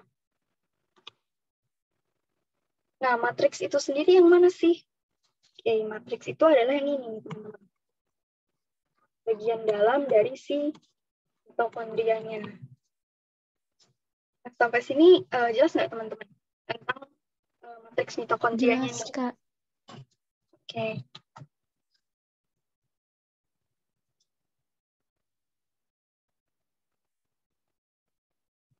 Nah, berbeda dengan proses glikolisis yang tadi. Kalau glikolisis itu kan walaupun nggak ada oksigen, dia tetap bisa terjadi. Nah, kalau yang dekarboksilasi oksidatif atau DO, nanti aku bilangnya DO aja ya biar tidak ribet. Terus DO ini harus terjadi, baru dapat bisa terjadi kalau lingkungannya itu cukup oksigen, teman-teman. Walaupun oksigen ini nggak berperan secara langsung dalam tahapan DO ini. Tapi lingkungan itu harus mengandung oksigen yang cukup baru dia bisa terjadi. Kita langsung lanjut aja ke ke prosesnya. Oke, jadi tadi hasil akhir glikolisis yaitu asam pirufat dari sitoplasma akan dibawa masuk menuju matriks mitokondria melalui ada yang namanya protein transport. Nah, protein transport itu yang ini. Nah, di dalam matriks mitokondria, si pirufat ini akan mengalami 3 tahapan. Yang pertama itu adalah tahapan dekarboksilasi.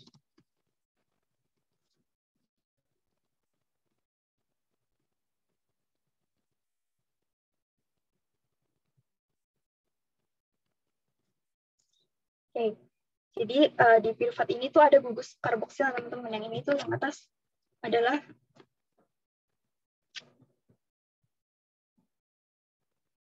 gugus karboksil, dan yang bawah ini adalah gugus asetil. Nah, dekarboksilasi ini artinya adalah pelepasan gugus karboksil.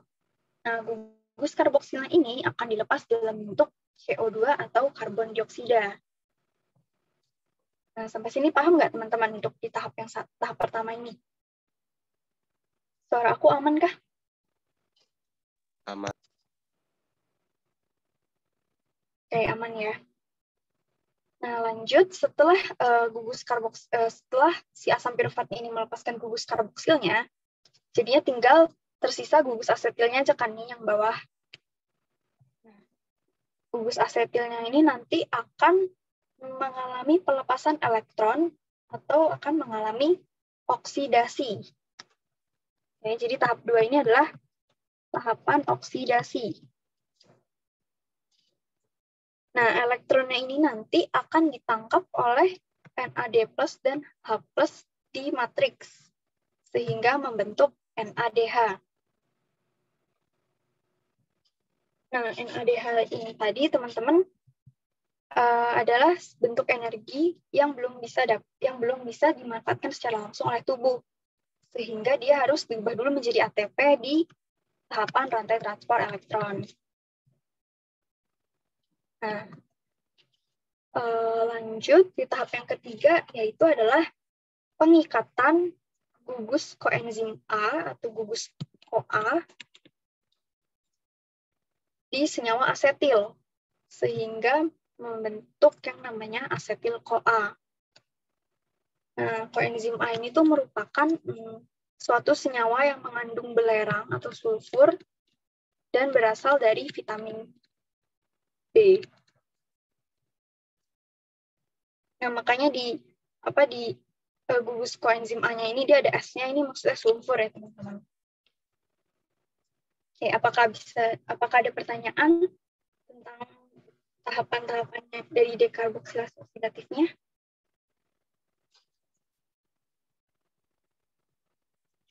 Tidak, Kak. Oke. Nah, jadi tadi itu adalah tahapan dekarboksilasi oksidatif untuk satu asam pirufat. Sedangkan tadi di glikolisis dihasilkan 2 asam pirufat kan? Di 2 asam pirufat. Nah, jadi produk-produk yang dihasilkan pun akan menjadi 2 kali lipat, teman-teman. Jadi,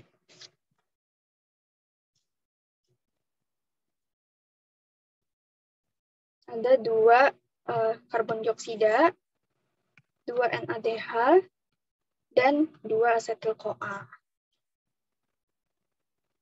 Oke. Kita lanjut ke pembahasan soalnya. Pada reaksi aerob, asam pirufat masuk ke dalam mitokondria akan segera diubah menjadi. Oke, yang ini jawabannya yang mana nih, teman-teman? Yang A bukan C. A, Kak. Ubahnya jadi asetil CoA. Apakah ada yang mau ditanyain tentang tahapan dekarboksilasi oksidatif ini, teman-teman?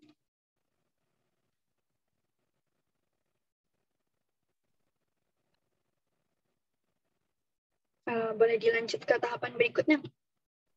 Boleh. Kak. Boleh, Kak.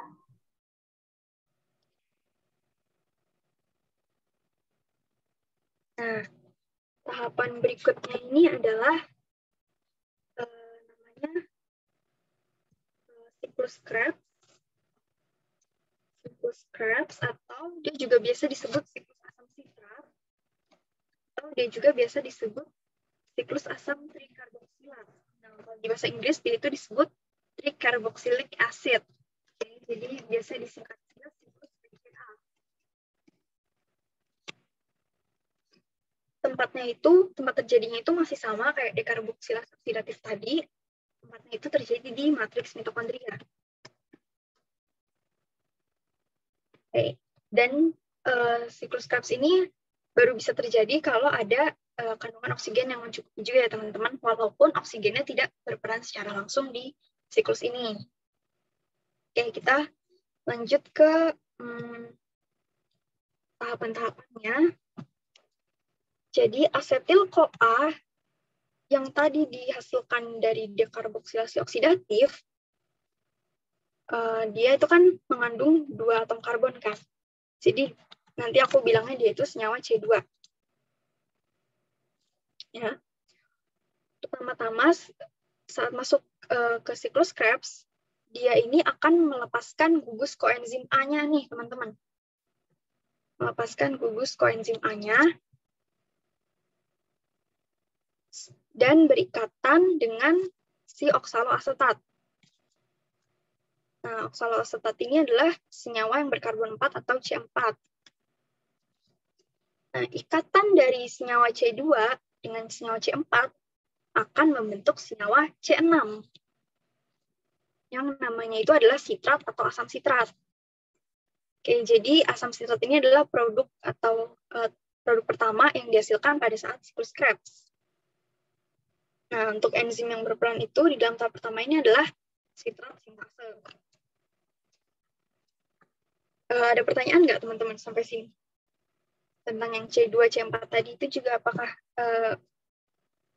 apakah paham?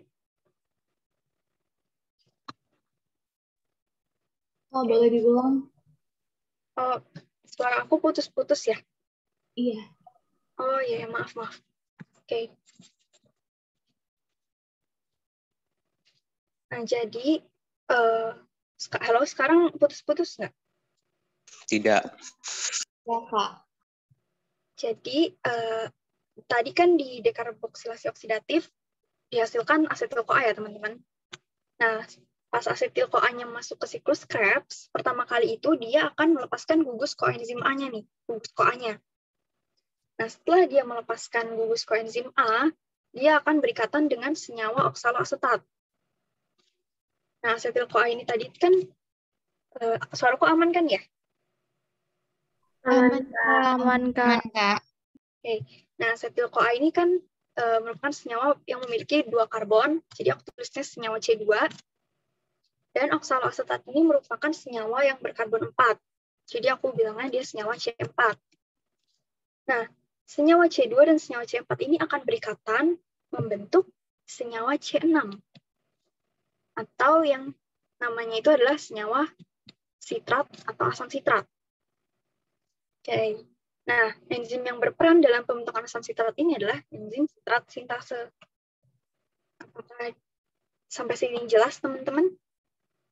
Jelas, Kak. Oke. Jelas.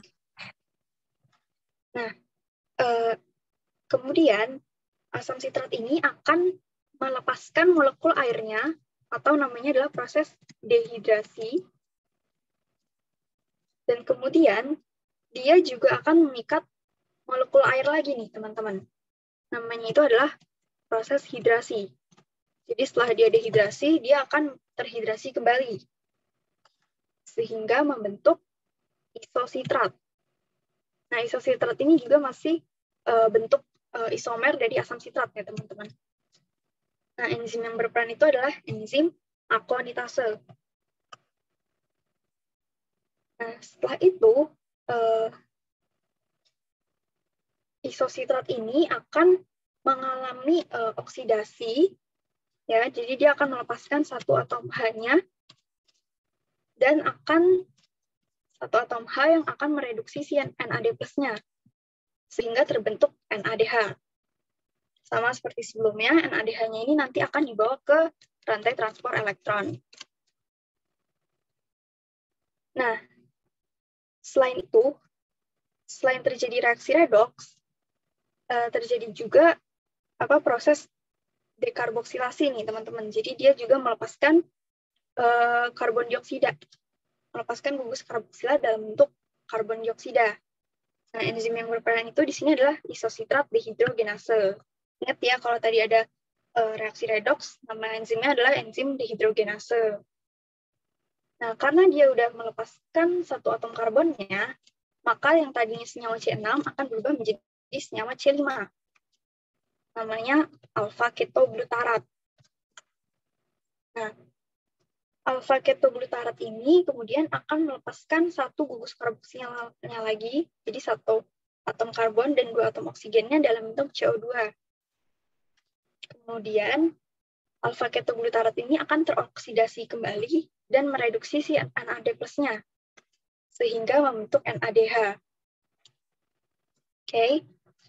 Nah, setelah itu, alfa-ketoglutarat ini juga akan ikatan kembali dengan si koenzim A, sehingga menjadi suksinil-CoA. Nah, enzim yang berperan di tahapan keempat ini adalah enzim alfa-ketoglutarat dehidrogenase, karena tadi masih ada proses redoksnya. Nah, di tahapan yang kelima ini, teman-teman, ada proses fosforilasi lagi nih. Oke. Jadi fosfat inorganik yang berada di matriks mitokondria akan berikatan dengan si GDP atau guanin difosfat. Yaitu ya kayak 11-12 lah sama ADP. Jadi dia akan berikatan dengan si fosfat inorganik dan membentuk GTP. Nah, pengikatan fosfat inorganik ke GDP ini akan memicu pelepasan gugus koenzim A nih, teman-teman. Jadi gugus koenzim A habis diikat, dilepaskan lagi. Nah, kemudian GTP ini atau guanin trifosfat akan memberikan satu gugus fosfatnya ke si ADP. Sehingga dia berubah menjadi ATP, yaitu bentuk energi yang dapat dimanfaatkan secara langsung oleh tubuh. Nah, setelah tahap kelima ini, akan terbentuk senyawa yang namanya suksinat. Dan enzim yang berperan adalah suksinil-CoA sintase. Nah, kemudian suksinat ini akan mengalami oksidasi nih, teman-teman. Dia akan melepaskan dua atom hidrogennya dan elektronnya yang nanti akan ditangkap oleh si FAD, sehingga membentuk FADH2. Oke, karena ada reaksi redoks, seperti biasa, enzim yang berperan adalah suksinat dehidrogenase. Nah, produk dari tahapan yang ke-6 ini namanya adalah fumarat. Kemudian, fumarat ini akan mengalami penambahan molekul air lagi, atau namanya adalah proses hidrasi. Menjadi senyawa yang bernama malat. Nah, untuk enzimnya sendiri itu adalah enzim fumarase.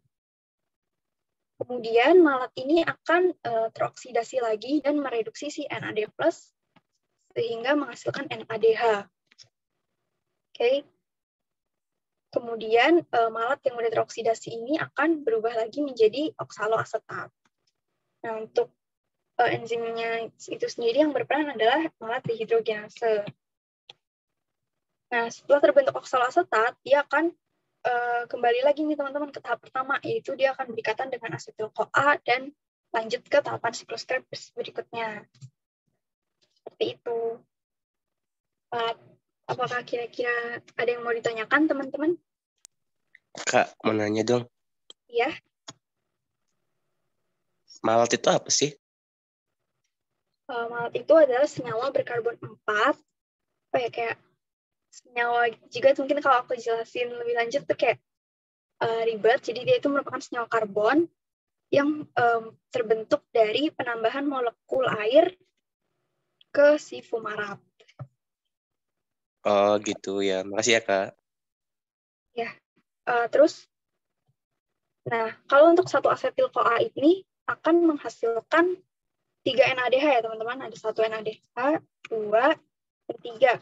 Jadi untuk satu asetil-CoA akan menghasilkan 3 NADH. Dan FADH yang dihasilkan itu ada 1, FADH2-nya. Lalu ATP yang dihasilkan itu ada 1 juga.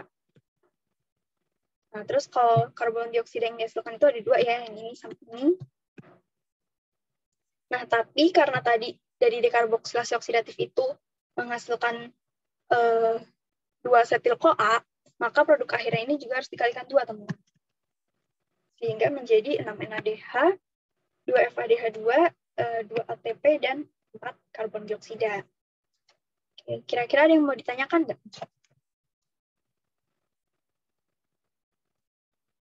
Tidak Kak. Oke, untuk mempersingkat waktu, karena waktunya juga udah mau habis, kita langsung bahas aja ke pembahasan soalnya.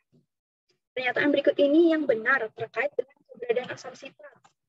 Yaitu, kira-kira jawabannya yang mana nih, teman-teman? 1 dan 3 bukan? Ya, benar. 1 dan 3 ya, teman-teman. Oke, kalau nomor 2 ini salah karena harusnya dia di matriks mitokondria. Nah, ini juga salah nih, karena asam sitrat itu adalah produk setelah memasuki siklus Krebs. Oke. Kayaknya karena waktunya udah mau habis juga nih, teman-teman, mungkin untuk pembahasan metabolisme sampai sini dulu. Mungkin untuk yang pembahasan berikutnya nanti aku bikinin video penjelasannya kali ya. Tadi aku juga udah ngomong sih ke tim terjagonya. Kalau misalnya nggak cukup, ya. Iya, Kak. Oke, Kak. Jadi ya udah, mungkin untuk pembahasan di live class tentang metabolisme itu segini dulu. Terima kasih buat teman-teman yang udah hadir, dan semoga ilmu yang hari ini aku sampaikan ini dapat bermanfaat dan membantu teman-teman dalam mempersiapkan diri untuk UTBK tahun depan. Ya, makasih juga ya Kak. Terima kasih banyak ya Kak. Kak. Makasih banyak, Kak. Makasih banyak, Kak. Makasih Kak. Mungkin kalau misalnya tadi, iya, kalau mau ditambahin juga boleh. Aku Kelvin mau nanya, kan jenis inhibitor kan dibagi menjadi 2. Yang pertama irreversible. Kalau reversible itu gimana, Kak? Inhibitor reversible itu adalah, kalau inhibitor reversible itu kan inhibitor yang berikatannya sangat kuat dengan suaraku aman nggak? Aman. Oke, jadi inhibitor irreversible adalah inhibitor yang berikatan sangat kuat dengan enzimnya. Jadi ini ada enzim, terus ini ada inhibitor irreversible. Dia ini ikatannya sangat kuat dan nggak bisa lepas gitu loh ikatannya. Jadi sisi aktifnya ini bakal berubah terus nih selama-lamanya. Jadi bakal susah ditempelin sama substrat. Kalau inhibitor, suaraku jelas nggak sih? Jelas. Cuma ada suara lain. Iya, mungkin boleh di-mute dulu ya. Maaf nih, aku mute.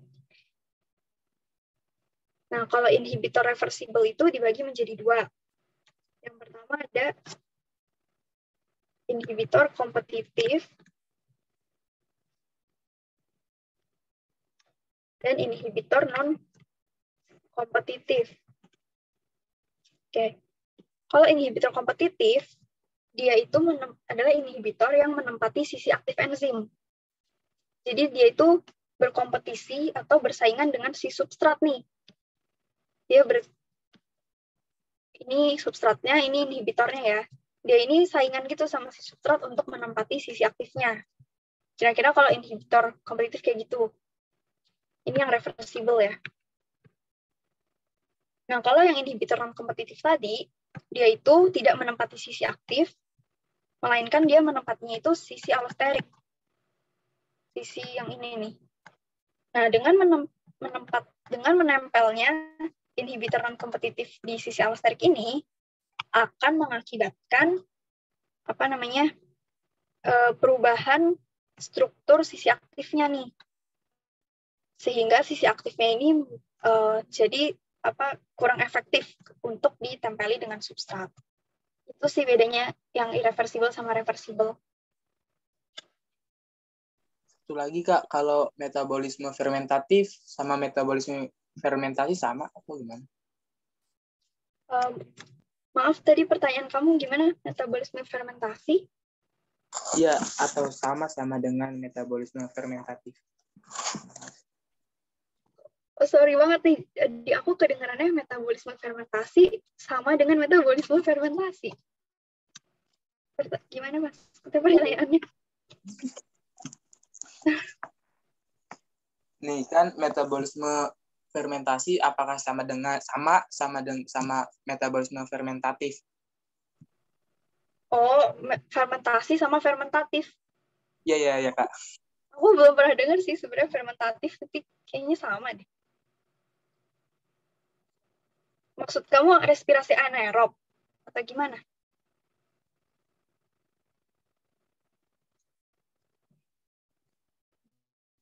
Itu juga belum paham Kak ya. Oh, respirasi anaerob sama fermentasi ya kalau gitu.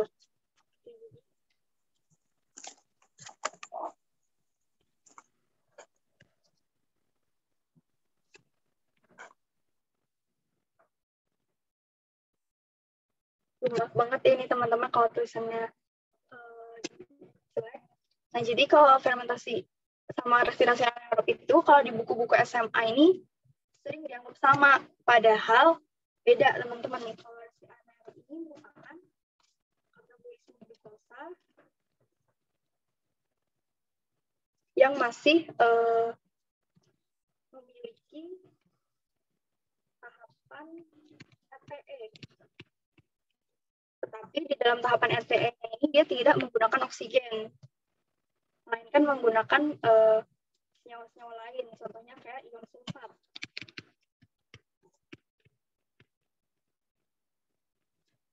Oke, sedangkan kalau fermentasi ini dia adalah katabolisme glukosa yang tanpa melalui tahapan RTE. Itu sih teman-teman bedanya. Mungkin nanti di video pembahasan materi yang belum kebahas aku jelasin lebih detail di situ. Jadi sebenarnya respirasi anaerob sama fermentasi itu sebenarnya beda, cuma karena di buku SMA sering dianggap sama, jadi ya udah nggak apa-apa, ikutin aja. Maksud pertanyaan kamu tadi yang ini bukan sih, soal kok perbedaan fermentasi sama fermentatif aku agak kurang nyambung sama pertanyaan. Nggak apa-apa Kak. Ya maaf ya, mungkin kalau ada yang mau ditanyain lebih lanjut nanti bisa ke Telegram aku juga. Kayak apakah ada yang mau ditanyain lagi? Karena waktunya juga ya di rumah aku juga udah maghrib, jadi aku tutup ya.